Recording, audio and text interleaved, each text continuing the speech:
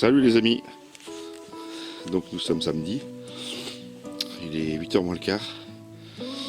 Et voilà, je suis en train de charger. Donc mon sac à dos. Avec le trépied pour la cam. La cam je l'ai dans les mains. Mon fusil. Ici 4 piquets métalliques pour pouvoir mettre les filets parce que je vais dans un endroit, enfin je vais vous montrer tout à l'heure. Normalement c'est un arbre isolé en plein milieu d'une plaine. Voilà.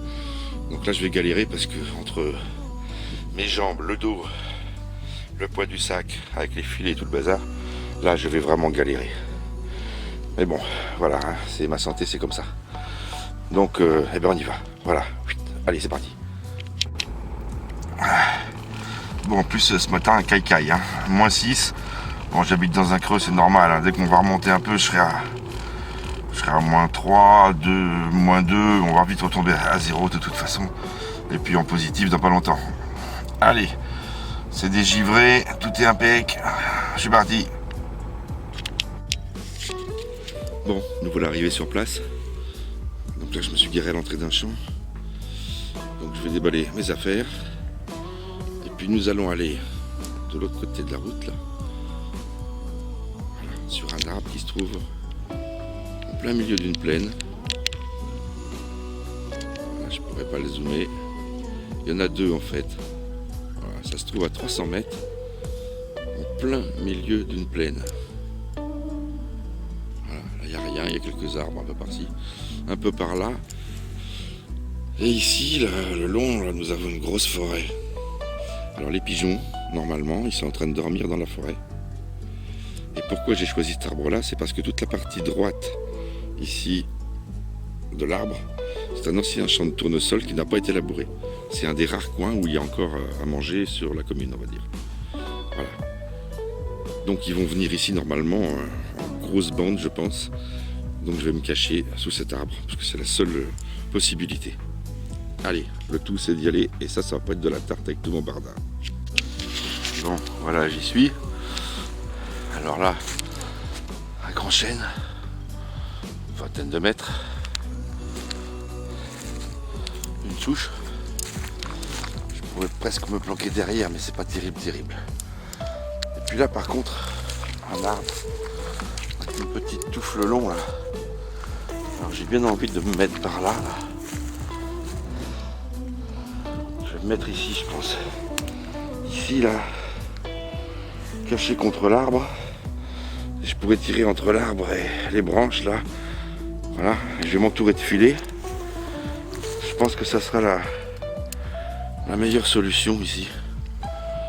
Le vent arrive comme ça. Non, pardon, comme ça. Contraire, comme ça. Donc les pigeons vont forcément tourner et revenir se poser dans ce sens-là. Donc sur le côté gauche ou à la cime du grand arbre qui sera devant moi, puisque je pense qu'ils vont privilégier le grand et non le petit, parce que là le petit, je suis à 10 mètres maxi, c'est pas possible. Puis voilà, ils vont venir manger là dans cette plaine, si tout va bien. Alors là on commence à voir la forêt qui se découvre. Voilà, donc là le jour se lève, il est 8h25 passé. Donc la chasse s'ouvre dans 4 minutes on va dire. Bon mais il n'y a pas le feu, il y a du brouillard. Ils vont pas décoller tout de suite. Ce qu'il y a c'est que je voulais pas qu'ils me voient, c'est surtout ça. Le temps de faire la cabane et tout, faut pas que les pigeons me voient. Après je suis tranquille, je suis caché. Donc on va attaquer par la cabane. Alors j'utilise des piquets, je vais mettre 4 piquets. Voilà. Alors ces piquets c'est des piquets de chez Decathlon. Télescopiques. Alors ils sont pas mal. Ils sont solides, il y a un marchepied dessus là, voilà. Pour appuyer, pour pouvoir les enfoncer. Ils sont bien pointus, ils sont solides, ils se plient pas. Ils ont des crochets comme ça pour mettre les filets. Allez, le seul reproche qu'on va faire c'est que la fixation ici, là, pour serrer le sion, là, ça sert pas trop fort. Des fois ça bouge. Mais bon, quand les filets sont tendus dessus, ça va. Bon, ils sont un peu lourds par contre. Mais bon, on peut pas tout avoir, hein, ils sont costauds aussi. Donc je vais installer ça. Et puis dans mon sac, là, j'ai J'ai une bonne provision de cartouches. On va avoir au moins 70. Et puis j'ai 10, 13, 16, ouais, j'ai quasiment 20 mètres de filet. 20 mètres de filet camo. Parce qu'une épaisseur ne suffit pas. Hein. Si vous mettez du filet comme je vais vous montrer là, il faut en mettre minimum 2, mais c'est plutôt 3 à 4 couches. Pour vraiment être masqué. Et il faut. Bon, et bien on va passer à l'action. Bon là vous voyez que l'endroit est quand même très exigu. Ça va être très difficile de filmer des tirs sur cet arbre. Donc ce que je vais faire normalement, je pense que je vais aller placer la caméra carrément dans le champ. Et puis elle filmera l'arbre quoi. D'ailleurs j'ai une corneille de poser, elle est à portée en plus. C'est étonnant. Enfin bon je vais pas tirer. Allez, cabane pour commencer. Bon voilà. La cabane est prête. L'arbre ici. Bon le jour se lève. Ça commence à dégager les arbres dans le fond. Alors il est bien 9 h, hein, facile. Bon, il n'y a rien qu'à bouger à part les corneilles qui sont au loin là-bas dans les arbres. Et pour l'instant, j'ai pas vu un seul pigeon. De toute façon, c'est normal, ils vont bouger seulement quand le brouillard va commencer à s'éclaircir, c'est un peu trop tôt. Voilà, alors je vais aller mettre mon trépied là. Voilà. Je vais aller le mettre dans la plaine derrière moi pour filmer l'arbre, la cabane. Voilà. Bon, ben voilà. C'est parti, ça va filmer pendant 2h15 à peu près.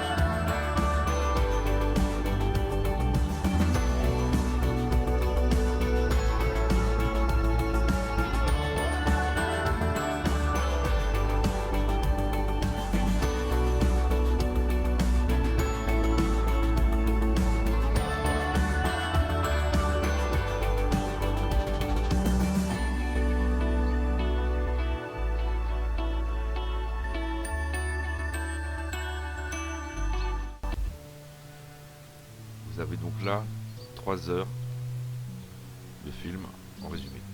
J'ai d'abord été visité par les corneilles. Pas mal d'ailleurs. Malheureusement vous ne verrez pas toutes les scènes, puisqu'il y en avait énormément.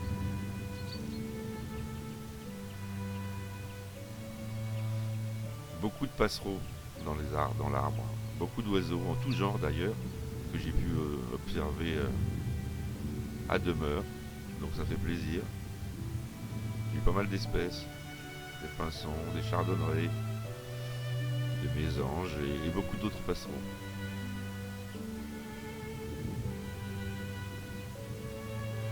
Donc suite à un petit bug, il manque une partie où je tire une corneille, une cartouche du commerce Allez, je vais la nommer une 36 grammes Fob Gold. Là, on va passer des pigeons. Et cette corneille, elle est blessée en fait. Et elle est tombée à droite du pied du chêne. Et vous allez voir ce qui va se passer.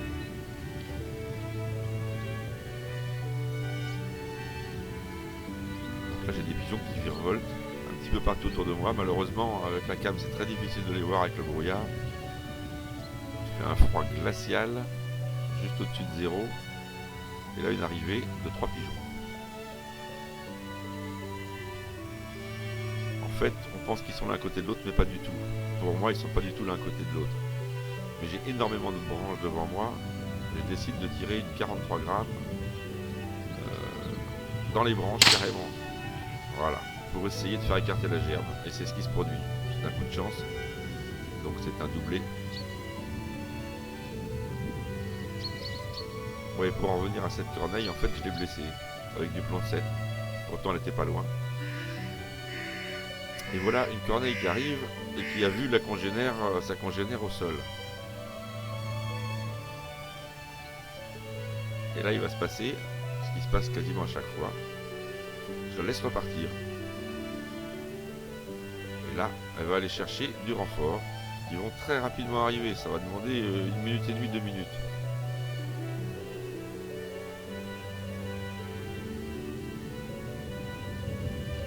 Alors là, j'ai une pause d'un colombin d'ailleurs.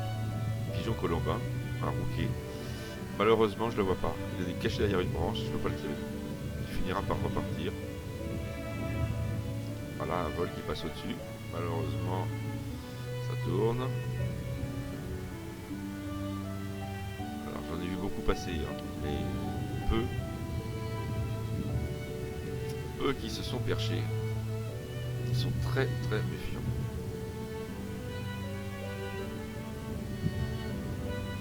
Il faut dire que je pense qu'ils ont été échaudés déjà depuis l'ouverture.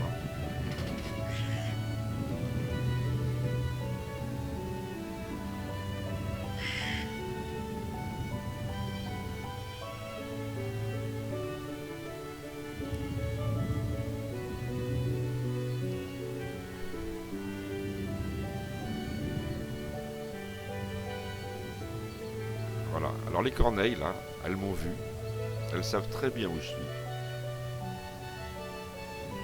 Il y en a même pas mal qui vont se poser, elles seront absolument intirables, toutes cachées par des troncs. Elles se positionnent toutes volontairement derrière des branches assez grosses, parce qu'elles savent très bien que je suis ici. Mais c'est plus fort qu'elles, elles sont attirées par leur congénère qui est au sol. Alors elle est à droite du chêne, à 3-4 mètres du chêne, du tronc du chêne à droite. Je le précise parce que vous allez voir ce qui va se passer.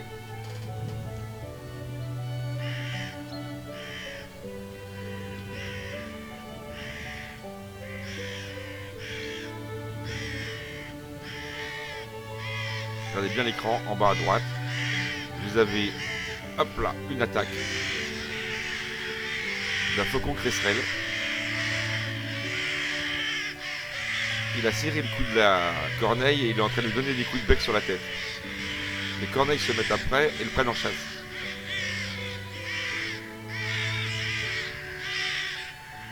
Voilà. Alors ça arrive très souvent quand il y a un rassemblement de corneilles ou après un tir. Les oiseaux de proie, comme les buges, les faucons, les éperviers, tout ça, ils sont toujours à l'affût du chasseur en fait. Ils savent que chasseur égale nourriture. Donc quand ça tire, ils regardent de loin, mais ils sont plus malins que nous et ils en profitent. C'est pour ça aussi qu'il faut ramasser régulièrement les oiseaux que vous tirez, surtout si vous les tirez assez loin, parce que vous les faites voler régulièrement, principalement par les buges d'ailleurs.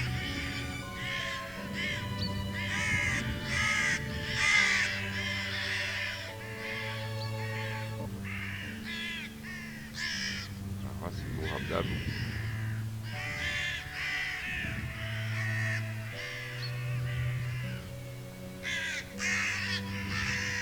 C'est impressionnant les pauses. Elles se sont toujours posées dans les endroits où je ne les voyais pas. Vous voyez juste 3 plumes de la queue, c'est tout.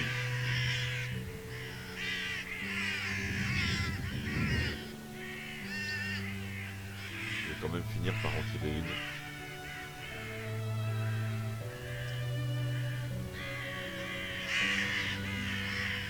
Au départ, c'est plus pour faire un petit peu de bruit, pour essayer de déranger les pigeons qui sont déjà un peu installés un peu n'importe où, et essayer de les faire bouger pour qu'ils viennent sur moi. J'ai remarqué que dans mon dos, en fait, j'ai une chasse gardée. Il y en avait environ un vol de 200 qui tournait sur un champ.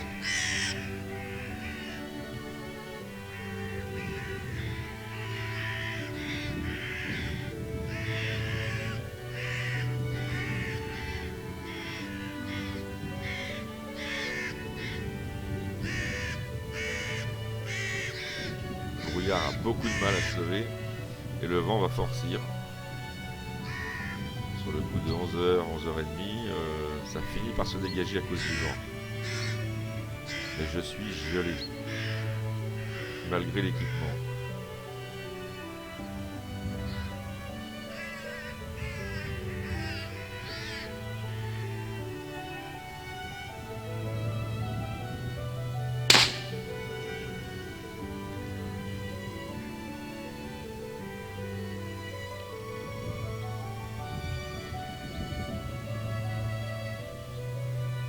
Dourneau.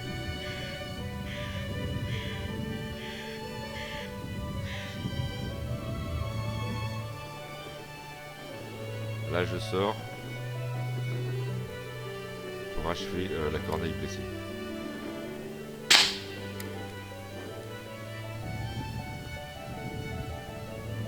Inutile de la laisser souffrir. Et j'en profite pour ramasser les 2 premiers pigeons qui sont des colombins en fait. C'est assez rare vers chez moi, mais là je suis en bordure de forêt et le colombin est un pigeon qui est un peu plus forestier que le ramier. C'est un pigeon qui est beaucoup plus petit, qui ne possède pas de collerette blanche. Il a des plumes vertes à la place, très luisantes, très brillantes.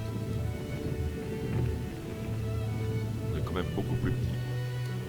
Et à ne pas confondre avec le bisé qui lui est plus le pigeon de ferme ou le pigeon des villes, mais qui est aussi à l'état sauvage, qui existe à l'état sauvage aussi bien sûr. C'est surtout des pigeons de falaise, le bisé. Et le rouquet, qui est le colombin, est plutôt un pigeon de forêt.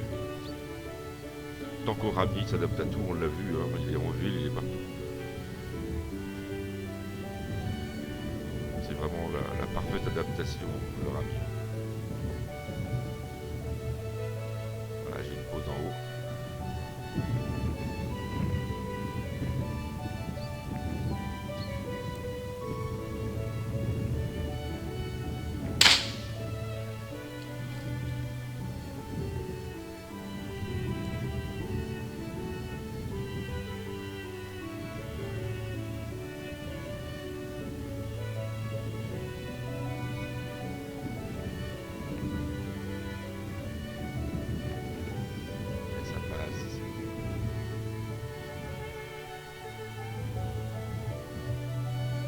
Pas de chance, j'ai eu quelques pauses à la cime de l'arbre, malheureusement avec le dégel le trépied s'est légèrement enfoncé et la caméra elle a piqué du nez quoi.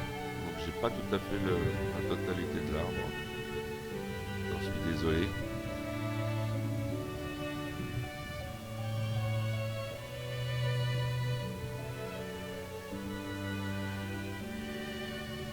Heureusement que j'ai pas filmé du pied de l'arbre parce que c'était absolument impossible.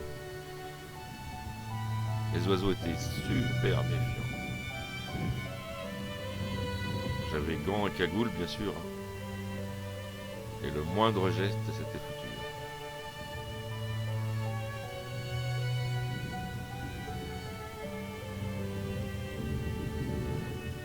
D'ailleurs il y en a beaucoup qui sont partis sans que je puisse tirer.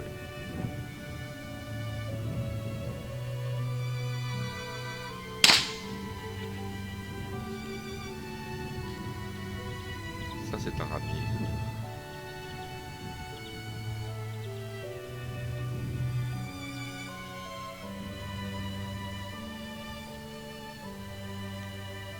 petite bande qui passe, brièvement.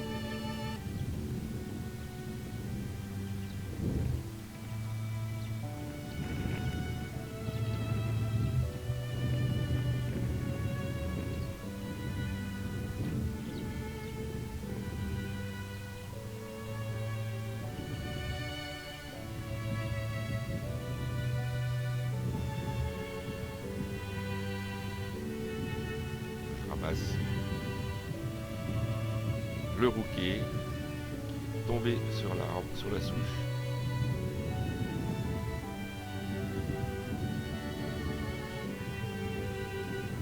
Ramier qui est plus loin.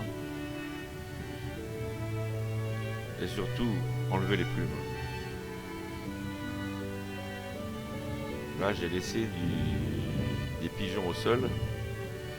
À chaque passage, je les voyais faire un écart. Ils repéraient tout de suite les plumes et l'oiseau au sol. Et alors ils fuyaient immédiatement.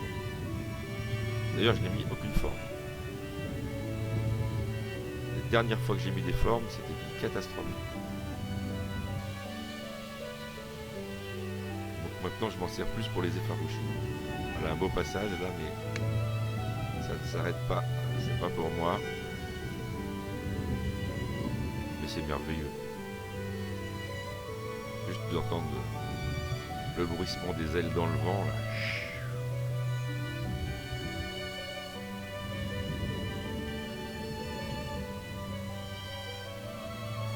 Ah, j'en ai, malheureusement on le voit pas, j'en ai qui sont posés en haut.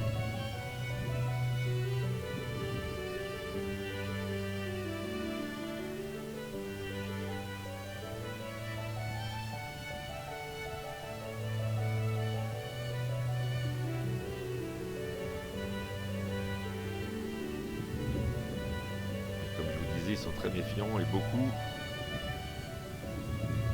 voient la hutte et ils se posent plutôt à l'opposé de la hutte.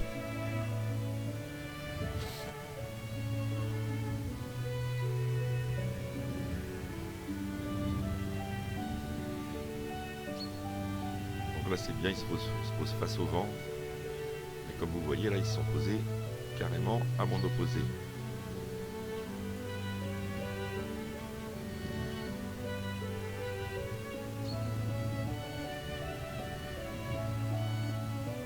Donc pas moyen d'en faire deux, là j'essaie de chercher une solution.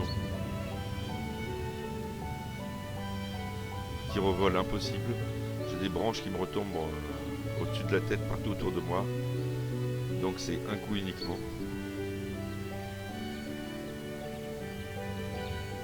Généralement j'attends, quand ils sont calmes comme ça, j'attends qu'il y en ait plusieurs qui se posent, si je peux essayer de faire un doublé, même des fois un triplé, ça arrive.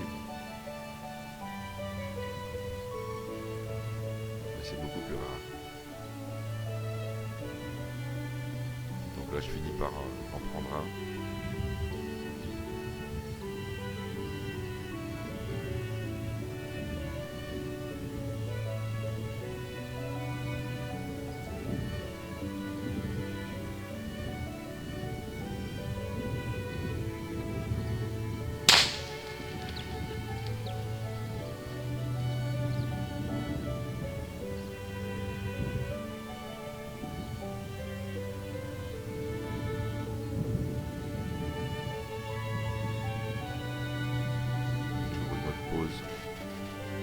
J'ai pas eu de grosses pauses en fait.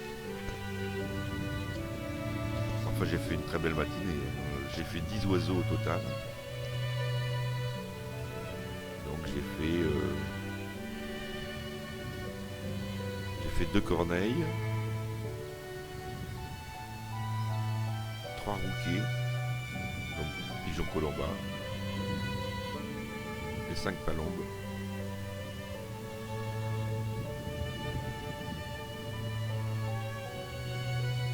Le ramassage parce que c'est plus prudent, ne pas faire peur aux autres, ne pas attirer les rapaces non plus.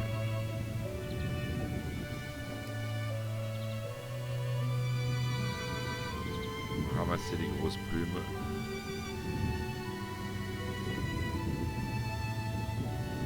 Faut vraiment que l'endroit soit propre.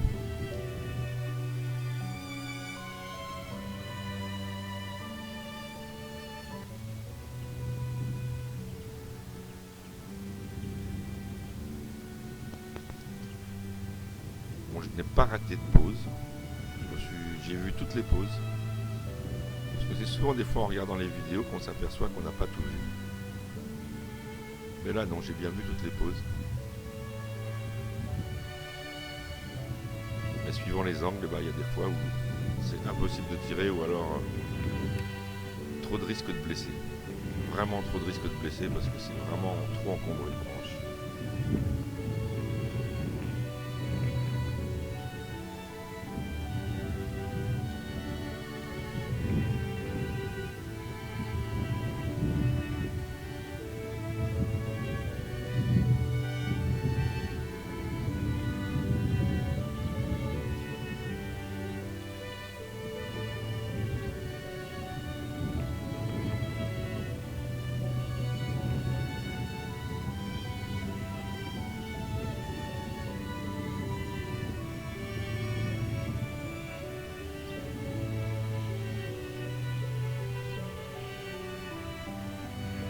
C'est pour ça qu'il ne faut pas hésiter à mettre des cartouches avec des bonnes charges. Parce que je tire pas loin, je suis à 20 mètres. Mais les 43 grammes, ils sont nécessaires là.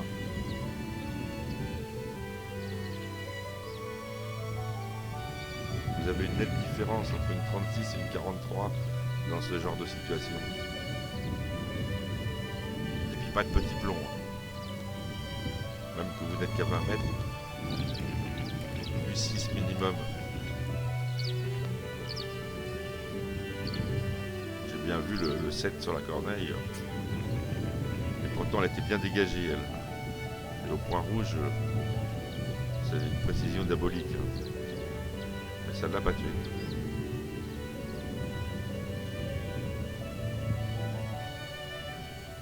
Ah, les beaux vols là, c'est magnifique. J'en ai pris plein les yeux malgré le brouillard. C'était vraiment une superbe matinée.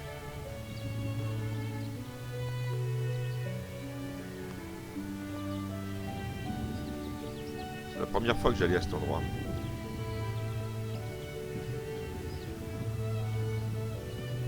Mais bon, ça si vous voulez la chasse aux pigeons, faire de l'affût, faut surtout pas se tromper d'endroit. Mais je me suis trompé déjà 3 fois, 2 ou 3 fois.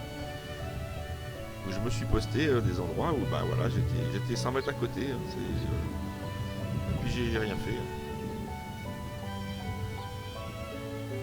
Il faut vraiment faire un repérage avant, trouver la nourriture et puis trouver leur mode de vie tout simplement, savoir où ils vont dormir et surtout où ils vont au gagnage. Donc là il y avait ce champ et pas un autre. Autour dans la commune il n'y a strictement rien. Pour la plupart des champs de blé où il n'y a absolument aucune palombe.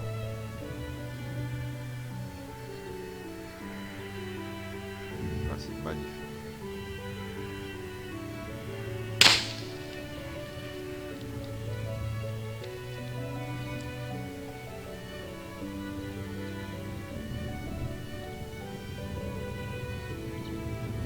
Voilà, une belle matinée qui s'achève. Il manque 20 minutes de chasse.